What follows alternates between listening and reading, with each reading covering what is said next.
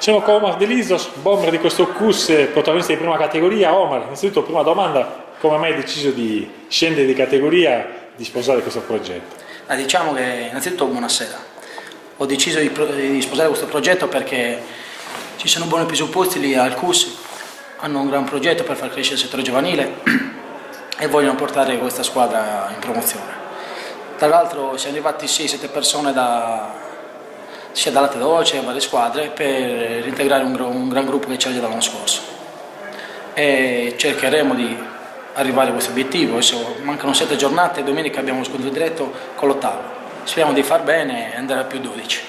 Ecco, nella partita di oggi a Macomere avete badato al sodo, siete riusciti a portarvi in vantaggio, poi avete difeso con i denti questo risultato e queste vittorie su campi così pesanti valgono doppio, no?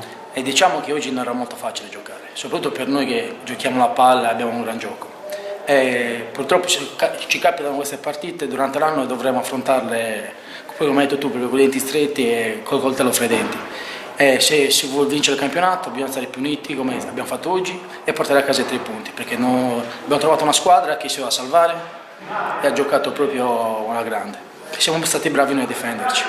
Un pensiero sul latte dolce, la tua ex squadra che sta dominando il campionato di eccellenza? Sono felicissimo perché loro meritano una Serie D, perché lì è una grandissima realtà, sia dal settore, dai pulcini, dai micro arrivare alla prima squadra. Sono persone in gamba. Ci ho passato 8 anni, penso i più belli della mia vita e gli auguro un grandissimo bocca al lupo e che vincano il campionato.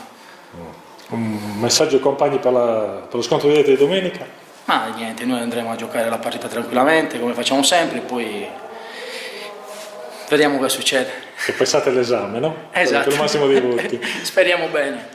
Grazie Omar, complimenti per la stagione che stai disputando con il CUS. Grazie a voi, è stato un piacere.